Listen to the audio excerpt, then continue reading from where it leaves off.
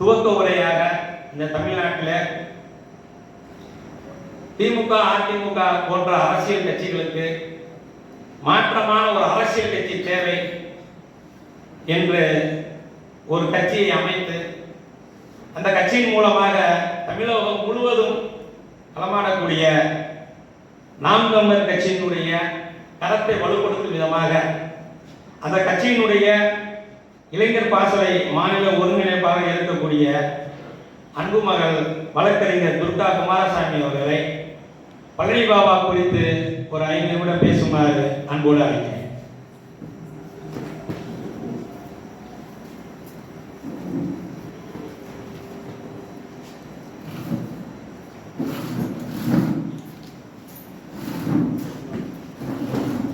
அகரமாகி அதிபனாகி அதிகமாகி அகமுமாகிய தாய் தமிழ் போல் தமிழ் வரலாறு போல் தமிழ் பெரியோர் போல் தமிழ் தலைவர் போல் அறமும் மரமும் பேணி பேரன்புடன் வாழ எல்லாம் வல்ல இறைவன் அருள்வானார். இந்த நிகழ்வை ஒரு குறிப்பிட்ட மதத்தை சம்பந்தப்பட்ட ஒரு தலைவருக்காக அந்த மதத்தினர் சிலர் சேர்ந்து நடத்துற ஒரு நிகழ்வா பார்க்க முடியாது. இங்க போட்டிருக்காங்க சமூக ஒற்றுமை நிகழ்ச்சி அப்படின்னு போட்டிருக்கு. அத்தா முதல்ல பேசும்போது கூட சொன்னாங்க, பழனி பாபா அவர்களுடைய இறப்பிற்கு பிறகு பிறந்தவர்கள் கூட இங்க வந்து உட்கார்ந்துருக்காங்க அப்படின்னு. நான் பிறந்தது 1998 பிறகு 1997 பழனி பாபா அவர்கள் வீர மரணத்தை அடைகிறாங்க. அடுத்த ஆண்டு வந்துச்சுன்னா நம்ம 30 ஆண்டுகளை 3 தசாப்தங்களும் கொடுக்கணும். கிட்டத்தட்ட ஒரு தலைமுறைக்கான காலம் வந்துருச்சு.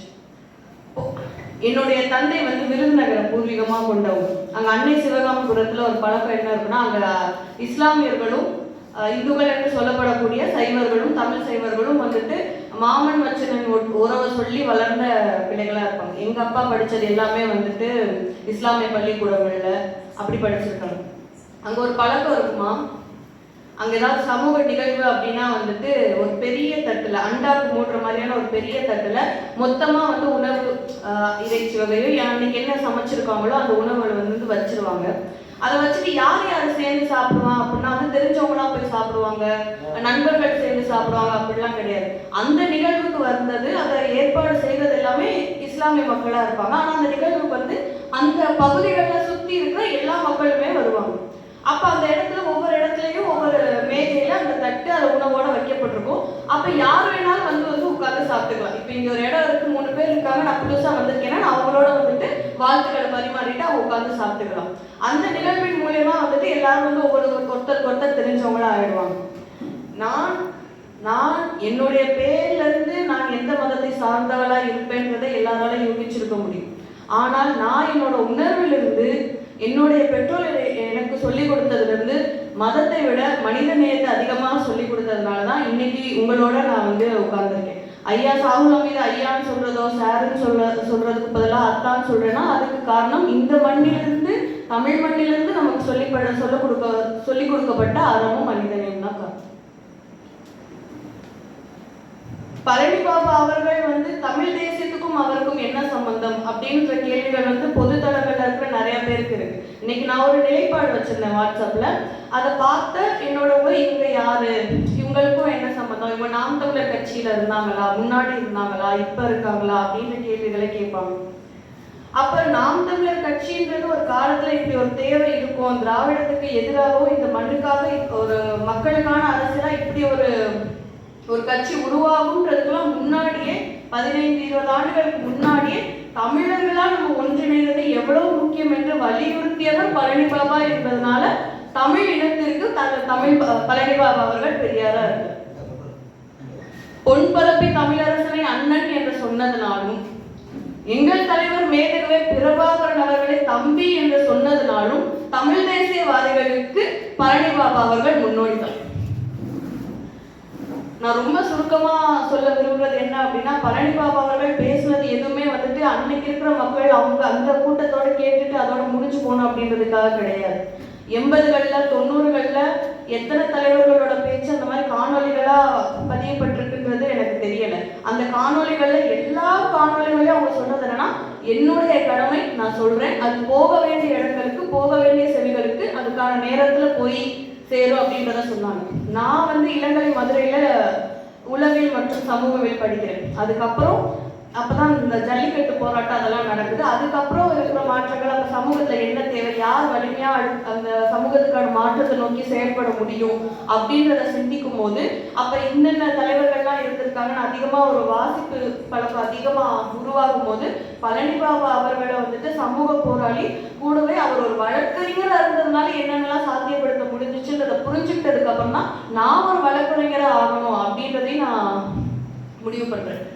அந்த ரீதியில பழனி பாபா அவர்களுடைய அரசியலை உணர்ந்ததுனாலையும் இன்றைக்கு நான் ஒரு வழக்குரைஞர் துர்கா குமாரசாமி என்று குறிப்பிடப்படுகிறேன், அப்படி அறியப்படுகிறேன் என்றுனா அதுக்கு வந்து அதற்கான ஒரு தாக்கத்தை ஏற்படுத்தியவர் இந்த மாமனிதர் அப்படின்றதுனாலதான் இந்த நிகழ்ச்சியில நானே வந்து நான் இதில் நான் கலந்துக்கணும் அப்படின்னு சொல்லி அத்தா கிட்ட வந்து கலந்துருக்கேன். நான் பிறக்கிறதுக்கு முன்னாடியே வந்துட்டு வீர மரணம் அடைந்தவர் பழனி பாபா. ஆனால் அவருடைய எல்லா காணொலிகளையும் பார்க்கும்போது அதுல இருக்க செய்திகள் அனைத்தையும் வந்து எனக்காகவே சொன்ன மாதிரியே எனக்கு அந்த உணர்வு தோணும். நான் பல முறை கேட்டிருக்கேன், லூப்ல நிறைய முறை கேட்டிருக்கேன். ஏதோ ஒரு மனசுக்கு சங்கடமா இருக்கு, ஏதோ ஒரு உத்வேகம் தேவைப்படுது, ஒரு ஜோஷ் தேவைப்படுது அப்படின்னா பழனி பாபா அவர்களுடைய சில உரைகளை கேட்கும் போதே வந்துடும். அவங்க சொல்ற செய்திகள் கூட அந்த சொல்ற விதத்துல அந்த ஃபில்லர்ஸ் மாதிரியான வர விஷயங்களை பல விஷயங்களை சொல்லிடுவாங்க. அதுல பல தீர்க்கதரிசி தான் சொல்லணும். வேற ஒரு நிகழ்வை பத்தி சொல்லும் போது தண்ணி குடிச்சிட்டு அந்த புகழை வைக்கிற அந்த இடைவெளியில சொல்லியிருப்பாரு, வீர கதைகளை படிங்கடா, சும்மா வந்து கூத்தாடி பின்னாடியும் சீரகஞ்ச பின்னாடி போகாதீங்கன்னு சொல்லியிருப்பாங்க. அவர் சொன்ன செய்திகளும் போய் சேர்ந்திருக்கு. இந்த வார்த்தைகள் இருக்குல்ல, இந்த வார்த்தைகள் வந்து இப்ப 2026 வரைக்கும் இந்த வார்த்தைகள் பொருந்தும். இந்த பர்சனாலிட்டி கல்ச்சர்ல இருக்கிற அடுத்த தலைமுறைக்கு இந்த வார்த்தைகள் போய் சேர வேண்டிய வார்த்தைகள். என்னிலும் இளைய பிள்ளைகள் இருக்கிறாங்க, அவங்களுடைய சமூகத்தை குறித்தான புரிதலும் அவங்க திரைக்கவர்ச்சிக்கு மேல அவங்க அதுக்கு ஆட்படுறதை பார்த்து வருத்தம் வர்றப்போ அவங்களுக்கு நம்ம எதை சொல்லி சமூக பார்வையை ஏற்படுத்துறது அப்படின்னு நான் யோசிக்கும் போது பழனி பாபா அவர்களை தூக்கிட்டு போய் காட்ட வேண்டியதா இருக்கு. அப்படி இத்தனை அடுத்தடுத்த தலைமுறைக்கு கிட்டத்தட்ட ஒரு நூற்றாண்டுக்கு தேவையான எல்லா செய்திகளையும் ஒரு தீர்க்கதரிசியா நின்று சொன்னவர் பழனி பாபா. இன்னைக்கு இங்க இருக்கிறவங்க எல்லாருமே என்னோட பெரியவங்க. அத்தா சாவலம் இருந்தவர் இங்க யாருமே எனக்கு இதுக்கு முன்ன பரிச்சயம் கிடையாது. ஆனா நம்ம எல்லாம் எந்த ஒரு புள்ளியில ஒன்றிணைறோம் அப்படின்னா சமூக ஒற்றுமை, இந்த மண்ணிற்கான அந்த ஓவரால் வெல்பீயிங், ஹோலிஸ்டிக் வெல்பீயிங் தேவை. அதுக்கு வந்து மக்கள் எல்லாரும் வந்துட்டு ஒன்னா சேர்ந்து பாடுபடணும் அப்படின்ற அந்த நல்லெண்ணத்துல வந்து ஒன்று கூடுறோம். இன்னைக்கு நமக்கு வந்து தண்ணீர் கொடுக்குறாங்க இல்லையா, வாட்டர் பாட்டில் கொடுக்குறாங்க. இந்த வாட்டர் பாட்டில எவ்வளவு தண்ணீர் இருக்குன்னு கேட்டா அதுல போட்டிருப்பாங்க 1 லிட்டர் தண்ணி அப்படின்னு சொல்லி போட்டிருப்பாங்க. ஆனா நான் சொல்றேன் அது வந்து 7 லிட்டர் தண்ணி. எப்படின்னா நம்ம ஆத்துல வந்து கையில தண்ணி மோண்டு குடிச்சிட்டோம்னா அதோட முடிச்சு போயிடும். ஆனா ஒரு பேக்கேஜ் ட்ரிங்கிங் வாட்டர் 1 லிட்டர் கொண்டுட்டு வரணும்னா அதோட அந்த ஃபேக்டரியில அந்த தண்ணியை சுத்திகரிச்சு அந்த பிளாஸ்டிக்கை கொண்டு வந்து அந்த ரேப்பரை கொண்டு வந்து ஒட்டி அந்த மூடியை வந்து பசை போட்டு ஒட்டி அதை நம்ம பேக்கேஜ் ட்ரிங்கிங் வாட்டரா வருது இல்லையா, அதுக்கு வந்து வீணாகிற தண்ணீர் வந்து 6 லிட்டர் ஆகுது. அப்ப 1 லிட்டர் தண்ணியை மோந்து குடிச்சது எப்படி இருக்கு, 7 லிட்டர் தண்ணியை வீணாக்கி 1 லிட்டர் வாட்டர் பாட்டிலா கொண்டுட்டு வந்து எப்படி இருக்கு. அப்ப என்ன ஆகும், நாளை யோசிச்சு பாருங்க. ஒரு கணக்கு சொல்லுவோமே, 21 லிட்டர் தண்ணி ஒரு டேங்க்ல இருக்கு. அப்ப அதை ஒரு நாளைக்கு ஒரு ஆள் 3 லிட்டராவது தண்ணி குடிச்சிடணும். அப்ப நம்ம 7 பேர் இருக்கோம். அப்ப 7 பேர் 3 லிட்டர் தண்ணிக்கு அந்த 21 லிட்டர் தண்ணி போதும், சரியா போயிடும். ஆனா இந்த 21 லிட்டர் தண்ணியை நான் திரும்ப வந்து பாட்டிலா போடுறேன் நீங்க முடிவு பண்ணா 3 பாட்டில் தான் இருக்கும், 3 லிட்டர் தான் இருக்கும். ஒரே ஒரு ஆளுக்கு தான் தண்ணி பத்தும். அப்ப அந்த ஒரு ஆளுக்கு தண்ணி பத்தும். அப்ப மிச்சம் 6 பேருக்கு தண்ணி கிடைக்காது. அப்ப அந்த ஒரு ஆளுக்கு தண்ணி கிடைக்கும், மிச்சம் 6 பேருக்கு தண்ணி கிடைக்காதுன்னா அந்த 6 பேர் எந்த மதத்தை சேர்ந்தவரா இருந்தாலும் சரி, எந்த ஊரை சேர்ந்தவங்களா இருந்தாலும் சரி, எந்த அரசியல் நிலைப்பாட்டில் இருந்தாலும் சரி, தாகம் அனைவருக்கும் பொதுவானது. அந்த 7 பேருக்கு கிடைக்க வேண்டிய தண்ணியை இந்த ஏகாதிபத்தியமும் இந்த கார்பரேட் அரசியலும் ஒருத்தருக்கான தண்ணியா அது மாத்துதுன்னா அந்த தண்ணி தாகத்துக்கு தண்ணி கிடைக்கிற அந்த அடிப்படை உரிமை மறுக்கப்படுற அந்த 6 பேர்ல நாம் எல்லாரும் இருக்க அதிகமான வாய்ப்பு. அன்றைக்கு நமக்கு தேவைப்படக்கூடியது வந்து ஒரு இணக்கமும் ஒரு போராட்ட அறமும் தான். அந்த அறத்தையும் மரத்தையும் அதிகமாக தமிழ் சமூகத்துக்கு சொல்லிக் கொடுத்த பழனி பாபா அவர்களுக்காக அவர்களை பற்றி நீங்கள் எல்லாரும் பேசக்கூடிய விஷயங்களை தெரிஞ்சுக்கிறதுக்காக அதை உணர்றதுக்காக தான் நான் இங்க வந்திருக்கேன்.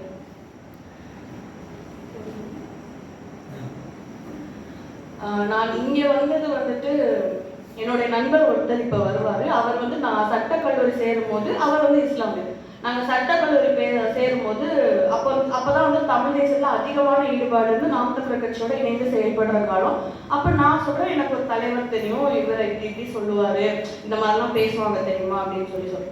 அப்போ அவர் ஒரு தலைவரை பற்றி சொல்லுவார், எனக்கு ஒருத்தர் தெரியும், எனக்கு இவரை பிடிக்கும், அவர் வந்துட்டு ஒரு இஸ்லாமியர் தான், அவர் வந்து ஒரு வழக்கறிஞர் அப்படின்னு சொல்லிட்டே இருந்தார். நாங்கள் ஒரு 2 நாள் அதை பற்றி பேரே சொல்லாமல் பேசிகிட்டே இருக்கோம். அதுக்கப்புறம் தான் வந்து அவர் சொன்னார், நான் சொன்ன அவருடைய பேர் வந்து அகமது அலி அப்படின்னு சொன்னார்.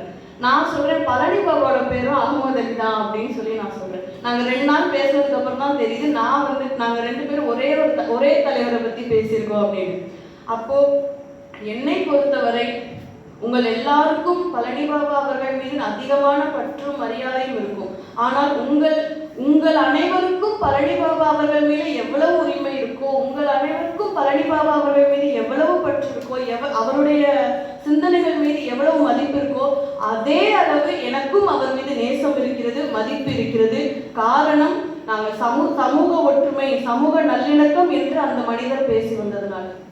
அதனால நீங்கள் அனைவரும் பழனி பாபா அவர்களை பற்றி இன்னும் என்னென்ன செய்திகளை சொல்ல போறீங்க அப்படின்றத தெரிஞ்சுக்க நான் ரொம்ப ஆர்வமா இருக்கேன். இந்த நிகழ்வு உங்க எல்லாரோடையும் பகிர்ந்துக்கிறதுல எனக்கு ரொம்ப மகிழ்ச்சி. வாய்ப்பு ஏற்படுத்தி கொடுத்து அத்தாவுக்கும் ரொம்ப நன்றி.